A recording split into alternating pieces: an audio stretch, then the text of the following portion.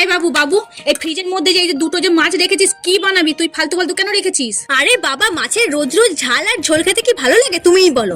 তাই ভাবছি এই দুটো মাছ দিয়ে আমি আজকে মাছের কচুরি করব, দেখি না কেমন খেতে হয়। সত্যি সবসময় কি আর মাছের ঝোল আর ঝাল খেতে ভালো লাগে বলো? তাই ভাবলাম মাছের কচুরি বানাই। এখানে দুটো কাতলা মাছের পেটি আগে থেকে ভালো করে নুন হলুদ মাখিয়ে দিয়েছিলাম, আবারও জলের মধ্যে একটু নুন হলুদ দিয়ে ভালো করে সেদ্ধ করে নিলাম। এদিকে একটা বাটিতে 1 কাপ ময়দা, 1/2 কাপ আটা দিয়ে তার মধ্যে স্বাদমতো নুন, চিনি, কালো জিরে এবং একটু বেশি করে ময়াম দিয়ে ভালো করে মেখে নেব এবং একটু একটু গরম জল দিয়ে বেশ শক্ত একটা ডো বানিয়ে আর উপর থেকে একটুখানি তেল মাখিয়ে রেখে দিলাম। আর এদিকে মাছের কাঁটাটাকেও বেশ ভালো করে ছাড়িয়ে নিলাম। এদিকে কড়ার মধ্যে একটুখানি সাদা তেল দিয়ে কুচি করে কেটে রাখা পেঁয়াজটাকে এর মধ্যে দিয়ে দেবো এবং হালকা করে ভেজে দেবো। তার সাথে দিয়ে দেবো 1.5 চামচ আদা রসুনের পেস্ট, নুন, হলুদ গুঁড়ো, লঙ্কা গুঁড়ো এবং জিরে ধনে গুঁড়ো দিয়ে খুব ভালো করে কষিয়ে নেব। কষানোর পর বেছে রাখা মাছটাকে এর মধ্যে দিয়ে খুব ভালো করে কষিয়ে নেবো এবং ওপর থেকে একটুখানি গরম মশলা দিয়ে এরপর মেখে রাখা ডো থেকে মাঝারি সাইজের লেচি কেটে নিয়ে ওর মধ্যে পুরটাকে বেশ ভালো করে ভরে নেব এবং ওপর থেকে ময়দা ছড়িয়ে নিয়ে কচুরিটাকে আলতো হাতে ভালো করে বেলে নেব। এরপর এই গরম গরম তেলের মধ্যে এটাকে মুচমুচে করে ভেজে দিলেই মাছের কচুরি একদম রেডি হয়ে যাবে।